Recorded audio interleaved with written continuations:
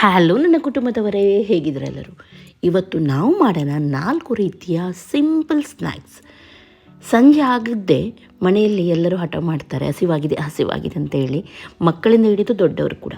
ಹಾಗಾಗಿ ಇವತ್ತು ಮಾಡುವ ದಿಢೀರಂಥ ಸ್ನ್ಯಾಕ್ಸ್ ಎಲ್ಲರಿಗೂ ಕೂಡ ಇಷ್ಟ ಆಗುತ್ತೆ. ಓಕೆ, ಬನ್ನಿ. ಫಸ್ಟಿಗೆ ನಾನಿಲ್ಲಿ ಕಡಲೆ ಹಿಟ್ಟು ತೊಗೊಂಡಿದ್ದೀನಿ. ಒಂದು ಬೌಲಲ್ಲಿ 2 ಚಮಚದಷ್ಟು ಹಾಕಿದ್ದೀನಿ. ನಾನಿಲ್ಲಿ ಸ್ವಲ್ಪನೇ ತೋರಿಸ್ತಾ ಇದ್ದೀನಿ. ನೀವು ಅದೇ ಕ್ವಾಂಟಿಟಿಯನ್ನು ಡಬಲ್ ಮಾಡಿ ಸ್ವಲ್ಪ ಜಾಸ್ತಿ ಮಾಡಿದರೆ ಆಯಿತು. ಇದಕ್ಕೆ ಇವಾಗ ಚಿಲ್ಲಿ ಪೌಡರ್ ಹಾಗೂ ಸ್ವಲ್ಪ ಉಪ್ಪನ್ನು ಹಾಕಿ ಮಿಕ್ಸ್ ಮಾಡಿ, ನೀರನ್ನು ಹಾಕಿ ಮಿಕ್ಸ್ ಮಾಡ್ತಾ ಇದ್ದೀನಿ. ಗಂಟು ಇದರಲ್ಲಿ ಇರಬಾರ್ದು. ಇಷ್ಟು ತೆಳುವಾಗಿದ್ದರೆ ಸಾಕು. ನೋಡಿ, ತುಂಬ ದಪ್ಪನೂ ಇರಲಿಕ್ಕಿಲ್ಲ, ಇಷ್ಟು ತೆಳು ಇರಬೇಕು. ಇವಾಗ ಎಣ್ಣೆಯನ್ನು ಬಿಸಿ ಮಾಡಿ ಅದರಲ್ಲಿ ಸ್ವಲ್ಪ ಬೆಳ್ಳುಳ್ಳಿಯನ್ನು ಹಾಕಿ ಫ್ರೈ ಮಾಡ್ತಾಯಿದ್ದೀನಿ. ಬೆಳ್ಳುಳ್ಳಿಯಲ್ಲಿ ಸಿಪ್ಪೆ ಇದ್ದರೆ ಅದು ಒಡೆಯುವ ಚಾನ್ಸಸ್ ಇರುತ್ತೆ. ಹಾಗಾಗಿ ಮೆಲ್ಲನೆ ಸಿಪ್ಪೆಲ್ಲ ತೆಗೆದು ಈ ರೀತಿ ಫ್ರೈ ಮಾಡಿ, ಅಥವಾ ಜಜ್ಜಿ ನೀವು ಹಾಕಿದರೆ ಏನಾಗಲ್ಲ. ಕೆಂಪಾಗುವವರೆಗೂ ಫ್ರೈ ಮಾಡಿದ್ದೀನಿ. ಅದೇ ರೀತಿ ನಾನೀಗ ಹಸಿಮೆಣಸಿನ್ಕಾಯಿ ಕೂಡ ಫ್ರೈ ಮಾಡ್ತಾಯಿದ್ದೀನಿ. ಹಸಿಮೆಣಸಿನ್ಕಾಯಿ ಫ್ರೈ ಮಾಡುವಾಗ ಇಡಿಯಾಗಿ ಅದರ ತುದಿಯನ್ನು ಸ್ವಲ್ಪ ನೀವು ಕಟ್ ಮಾಡಬೇಕು. ಆವಾಗ ಅದು ಹೊಡೆಯಲ್ಲ, ರಟ್ಟಲ್ಲ ನಿಮ್ಮ ಮುಖಕ್ಕೆಲ್ಲ. ಹಾಗೆ 4 ಒಣಮೆಣಸು ಕೂಡ ಚೆನ್ನಾಗಿ ಕೆಂಪಾಗುವವರೆಗೂ ಫ್ರೈ ಮಾಡ್ತಾಯಿದ್ದೀನಿ. ಈ ರೀತಿ ಇದನ್ನೆಲ್ಲ ತೆಗೆದು ಪಕ್ಕದಲ್ಲಿ ಇಟ್ಕೊಳ್ಳೋಣ, ಯಾಕೆಂದರೆ ಇದು ನಾವು ಇವತ್ತು ಮಾಡುವ ರೆಸಿಪಿಯಲ್ಲಿ ಯೂಸ್ ಆಗುತ್ತೆ. ಹಾಗಾಗಿ ಫಸ್ಟಿಗೆ ಅದನ್ನು ಮಾಡಿ ಪಕ್ಕದಲ್ಲಿ ಇಟ್ಕೊಂಡಿದ್ದೀನಿ. ಇವಾಗ ಅದೇ ಎಣ್ಣೆ ಬಿಸಿಯಾಗಿದೆ ಅಲ್ವಾ, ನಾವು ಬೇಸನ್ ಅಂದರೆ ಕಡಲೆ ಹಿಟ್ಟು ರೆಡಿ ಮಾಡಿದ್ವಿ, ಅದನ್ನು ಕೈಯಿಂದ ಜಸ್ಟ್ ನೋಡಿ ಈ ರೀತಿ ನಾವು ಬಿಟ್ಟರೆ ಆಯಿತು. ಸ್ವಲ್ಪನೇ ಹಾಗೂ ಖಡಕ್ಕಾಗಿ ಫ್ರೈ ಮಾಡಿ. ಬೇಗನೆ ಇದು ಫ್ರೈ ಆಗುತ್ತೆ. ಹಾಗಾಗಿ ಸ್ವಲ್ಪ ಕಲರ್ ಚೇಂಜ್ ಆಗುವವರೆಗೂ ಫ್ರೈ ಮಾಡಿ ಇದನ್ನು ತೆಗೀರಿ. ಒಮ್ಮೆಲೆ ತುಂಬ ದಪ್ಪ ಬಂತ ಅಂತಾದರೆ ನೀವು ಹಾಕಿದ ನೀರು ಸಾಕಾಗಲಿಲ್ಲ ಅಂತೇಳಿ, ಹಿಟ್ಟು ಸ್ವಲ್ಪ ದಪ್ಪ ಆಗಿದೆ ಅಂತ ಹೇಳಿ. ಹಾಗಾಗಿ ಸ್ವಲ್ಪ ನೀರನ್ನು ಮಿಕ್ಸ್ ಮಾಡಿ ಮತ್ತೊಮ್ಮೆ ಕೈಯಿಂದ ಈ ರೀತಿ ಸಿಂಪಡಿಸಿ. ನೋಡಿ, ಈ ರೀತಿ ಬರಬೇಕು. ಈ ರೀತಿ ಕೈಯಿಂದ ನೀವು ಸಿಂಪಡಿಸಿದರೆ ಆಯಿತು. ನೋಡಿ, ಹೀಗೆ. ಇವಾಗ ಬೂಂದಿ ರೆಡಿಯಾಗಿದೆ. ಅದನ್ನೊಂದು ಮಿಕ್ಸಿ ಜಾರಿಗೆ ಹಾಕೋಣ. ಅದಕ್ಕೆ ನಾವು ಬೆಳ್ಳುಳ್ಳಿ ಫ್ರೈ ಮಾಡಿದ್ವಿ ನೋಡಿ, ಅದರಲ್ಲಿ ಸ್ವಲ್ಪವನ್ನು ಹಾಕಿದರೆ ಸಾಕು. ಅದರೊಂದಿಗೆ 2 ಹಸಿಮೆಣಸಿನ್ಕಾಯಿ ಹಾಗೂ 1 ಒಣಮೆಣಸಿನ್ಕಾಯಿ, ಸ್ವಲ್ಪ ಉಪ್ಪು ಹಾಕಿ ಜಾಸ್ತಿ ಹಾಕಬೇಡಿ. ಹಾಗೂ ಇದನ್ನು ಈ ರೀತಿ ಸ್ವಲ್ಪ ಗರ್ರು ಮಾಡಿದರೆ ಸಾಕು. ತುಂಬ ನೈಸಾಗಿ ನಾವು ಮಾಡಲಿಕ್ಕಿಲ್ಲ. ಹೀಗೆ ಇದು ಇವಾಗ ರೆಡಿಯಾಗಿದೆ. ಇದನ್ನು ಪಕ್ಕದಲ್ಲಿ ಇಟ್ಕೊಳ್ಳೋಣ. ಇವಾಗ ಇನ್ನೊಂದು ಅದೇ ಮಿಕ್ಸಿ ಜಾರಿಗೆ ನಾನು ಸ್ವಲ್ಪ ಕಾರ್ನ್ ಹಾಗೂ ಹಸಿ ಬಟಾಣಿ ಹಾಕಿ ನೋಡಿ ಈ ರೀತಿ ಗ್ರೈಂಡ್ ಮಾಡಿದ್ದೀನಿ. ಇವಾಗೊಂದು ಫ್ರೈಯಿಂಗ್ ಪ್ಯಾನ್ ತೊಗೊಳ್ಳಿ. ಅದರಲ್ಲಿ ಸ್ವಲ್ಪ ಬಟರನ್ನು ಹಾಕೋಣ. ಬಟರ್ ಸ್ವಲ್ಪ ಕರಗಿದ್ದೆ ನಾವು ರೆಡಿ ಮಾಡಿದ್ದ ಕಾರ್ನ್ ಇತ್ತು ನೋಡಿ, ಹಸಿ ಕಾರ್ನ್ ಹಾಗೂ ಹಸಿ ಬಟಾಣಿ, ಅದನ್ನು ಹಾಕಿ ಸ್ವಲ್ಪ ಫ್ರೈ ಮಾಡೋಣ.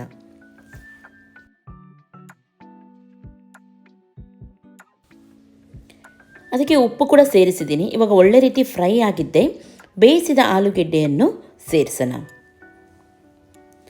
ಓಕೆ, ಸರಿಯಾಗಿ ಇವಾಗ ಮಿಕ್ಸ್ ಮಾಡಿದನು. ಇದಕ್ಕೆ ಸ್ವಲ್ಪ ಗರಂ ಮಸಾಲ ಪೌಡರ್ ಹಾಗೂ ಸ್ವಲ್ಪ ಖಾರದ ಪೌಡರ್ ಹಾಕಿದ್ದೀನಿ. ಹಾಗೂ ಚಿಲ್ಲಿ ಫ್ಲೇಕ್ಸನ್ನು ಹಾಕ್ತಾ ಇದ್ದೀನಿ. ಚಿಲ್ಲಿ ಫ್ಲೇಕ್ಸ್ ಇಲ್ಲಿ ಆಪ್ಷನಲ್, ನಿಮಗೆ ಬೇಕಿದ್ದರೆ ಹಾಕಿ, ಇಲ್ಲದ್ರೆ ಸ್ಕಿಪ್ ಮಾಡ್ಬೋದು. ಸರಿಯಾಗಿ ಇದನ್ನು ಮಿಕ್ಸ್ ಮಾಡಿ ಈ ರೀತಿ. ಓಕೆ, ಇಲ್ಲಿ ಒಂದು 5 ನಿಮಿಷ ಇದನ್ನು ಸರಿಯಾಗಿ ನಾನು ಮಿಕ್ಸ್ ಮಾಡಿದ್ದೀನಿ. ನೋಡಿ, ಈ ರೀತಿ ಇವಾಗ ಬಂದಿದೆ. ನೋಡ್ಬೋದು ನೀವು, ಪರ್ಫೆಕ್ಟ್ ಆಗಿದೆ. ಇದು ಉಪ್ಪೆಲ್ಲ ಕರೆಕ್ಟ್ ಆಗಿದೆಯಾ ನೋಡಿ. ಇವಾಗ ಇದರಲ್ಲಿ ಒಂದು ಅರ್ಧದಷ್ಟು ತೆಗೆದು ನಾನು ಸಪ್ರೇಟಾಗಿ ಇಡ್ತಾ ಇದ್ದೀನಿ. ಹಾಗೂ ಫ್ರೈಯಿಂಗ್ ಪ್ಯಾನಲ್ಲಿ ಸ್ವಲ್ಪ ಬಟರನ್ನು ಹಾಕಿ 2 ಸೈಡ್ ಕೂಡ ನಾನು ಬನ್ ತಗೊಂಡು ಅದನ್ನು ಸ್ವಲ್ಪ ಲೈಟಾಗಿ ಫ್ರೈ ಮಾಡ್ತಾ ಇದ್ದೀನಿ.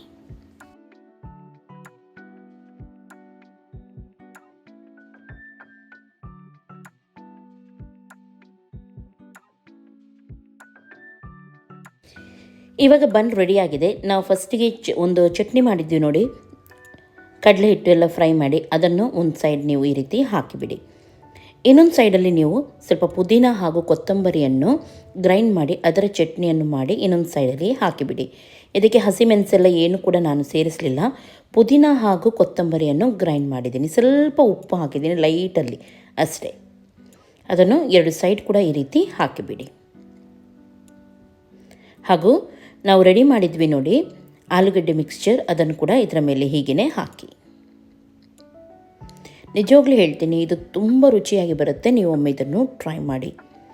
ಹಾಗೂ ಇದಕ್ಕೆ ಒಂದೊಂದು ಹಸಿಮೆಣಸಿನಕಾಯಿ ಕೂಡ ಹಾಕಿದ್ದೀನಿ.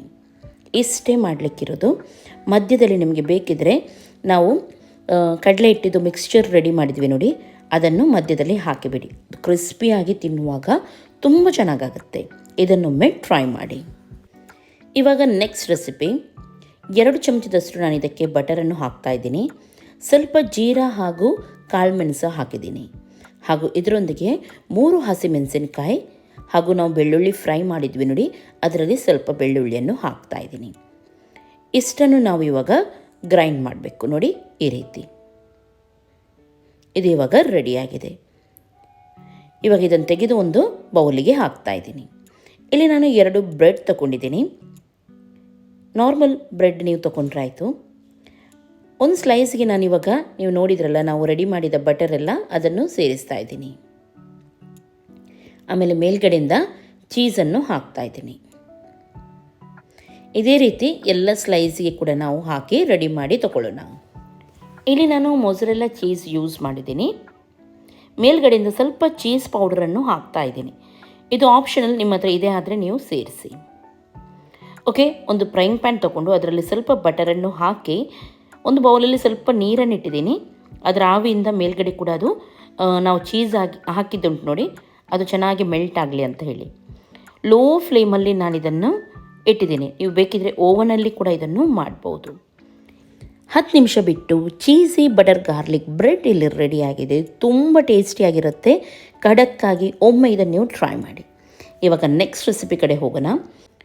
ಇಲ್ಲಿ ಆಲೂ ಭಾಜಿ ಸಪ್ರೇಟಾಗಿ ಇಟ್ಟಿದ್ದೆ ನೋಡಿ, ಅದಕ್ಕೆ 2 ಚಮಚದಷ್ಟು ಕಾರ್ನ್ಫ್ಲೋರನ್ನು ಹಾಕಿ ಮಿಕ್ಸ್ ಮಾಡ್ತಾ ಇದ್ದೀನಿ. ಸರಿಯಾಗಿ ಮಿಕ್ಸ್ ಮಾಡಿ ಆದಮೇಲೆ ಇದನ್ನು ಒಂದು ಮಿಕ್ಸಿ ಜಾರಿಗೆ ಹಾಕಿ ಸ್ವಲ್ಪ ಇದನ್ನು ಗ್ರೈಂಡ್ ಮಾಡೋಣ. ಈ ರೀತಿ ಗ್ರೈಂಡ್ ಆಗಬೇಕು. ಗ್ರೈಂಡ್ ಆಗಿದ್ದೇ ಇದೇನಾಗುತ್ತೆ, ಸ್ವಲ್ಪ ನೀರಾಗುತ್ತೆ. ಬೇಕಿದ್ರೆ ನೀವು ಇದಕ್ಕೆ ಸ್ವಲ್ಪ ಕಾರ್ನ್ಫ್ಲೋರನ್ನು ಆ್ಯಡ್ ಮಾಡಿ, ತುಂಬ ನಿಮಗೆ ಮಾಡಲಿಕ್ಕೆ ಆಗದಿದ್ದರೆ ಕಾರ್ನ್ಫ್ಲೋರನ್ನು ಆ್ಯಡ್ ಮಾಡ್ಬೋದು. ಹಾಗೂ ಅದರೊಂದಿಗೆ ಬ್ರೆಡ್ ಕ್ರಮ್ಸನ್ನು ಕೂಡ ನಾನು ಒಂದು 3 ಚಮಚದಷ್ಟು ಇದಕ್ಕೆ ಹಾಕಿದ್ದೀನಿ. ಫಸ್ಟಿಗೆ 2 ಚಮಚದಷ್ಟು ಹಾಕಿದೆ, ಆಮೇಲೆ ಇನ್ನೊಂದು ಚಮಚ ಎಕ್ಸ್ಟ್ರಾ ಹಾಕಿದ್ದೀನಿ, ಆಮೇಲೆ 1 ಚಮಚದಷ್ಟು ಕಾರ್ನ್ಫ್ಲವರ್ ಕೂಡ ಅದಕ್ಕೆ ಆ್ಯಡ್ ಮಾಡಿದ್ದೀನಿ. ಅಷ್ಟು ಮಾಡಿ ನೋಡಿ, ಈ ರೀತಿ ಹಿಟ್ಟು ನನಗೆ ಸಿಕ್ಕಿದೆ. ಕೈ ತೊಳೆದು ಕೈಗೆ ಸ್ವಲ್ಪ ಎಣ್ಣೆಯನ್ನು ಹಚ್ಚಿ ನೋಡಿ, ಈ ಶೇಪ್ ಅಥವಾ ರೌಂಡ್ ಶೇಪ್ ಯಾವುದೇ ಶೇಪಲ್ಲಿ ನೀವು ಮಾಡ್ಬೋದು. ನಿಮಗೆ ಈಸಿಯಾಗಿದ್ದು ಯಾವುದಾಗುತ್ತೆ ಅದರಲ್ಲಿ ನೀವು ಮಾಡಿ. ನಾನು 2 ಕೂಡ ನಿಮಗೆ ಇಲ್ಲಿ ತೋರಿಸಿದ್ದೀನಿ ಅಷ್ಟೇ. ನಾನಿಲ್ಲಿ ರೌಂಡಾಗಿ ಮಾಡ್ತಾಯಿದ್ದೀನಿ ನೋಡಿ, ಈ ರೀತಿ ನೋಡಿ. ಹೀಗೆ ತುಂಬ ಚೆನ್ನಾಗಾಗುತ್ತೆ ಇದು ತಿನ್ನಲಿಕ್ಕೆ. ನಿಮಗೆ ಗೊತ್ತಾಗೋದಿಲ್ಲ ಇವಾಗ ಏನು ಮಾಡ್ತಾ ಇದ್ದಾರೆ ಇವರು ಅಂತ ಅನಿಸ್ಬೋದು. ಒಮ್ಮೆ ಇದನ್ನು ಟ್ರೈ ಮಾಡಿ ನೋಡಿ.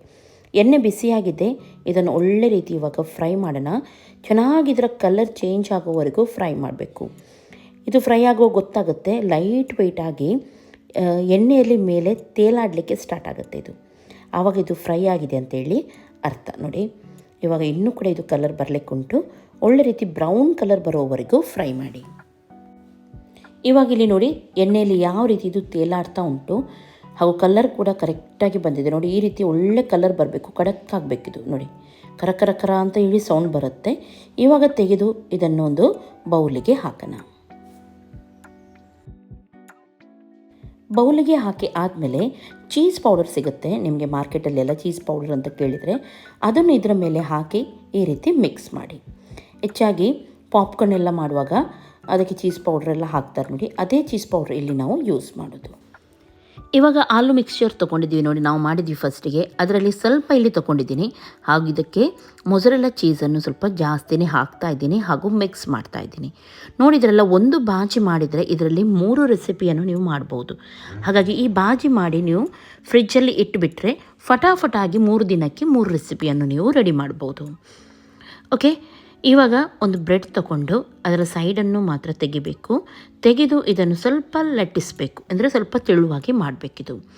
ಸಿಂಪಲ್ ರೆಸಿಪಿ ಹಾಗೂ ತುಂಬ ಟೇಸ್ಟಿಯಾದ ರೆಸಿಪಿ ಇದು.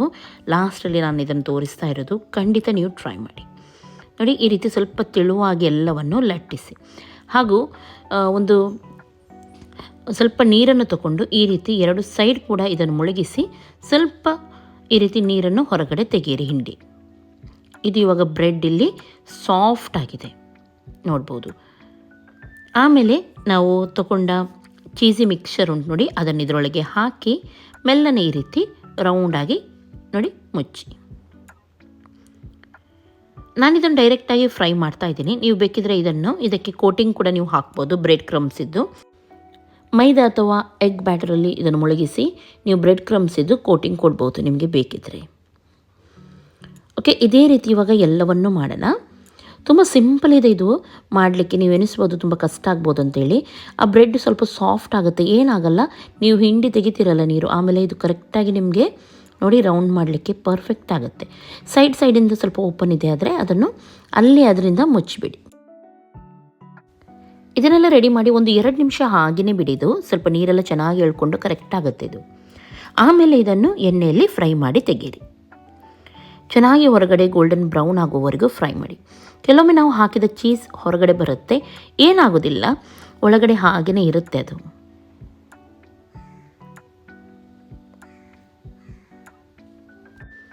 ನೋಡಿ ಇವಾಗ ಕಲರ್ ಚೆನ್ನಾಗಿ ಬಂದಿದೆ. ಇದನ್ನು ಇವಾಗ ಪ್ಲೇಟಿಗೆ ಹಾಕೋಣ.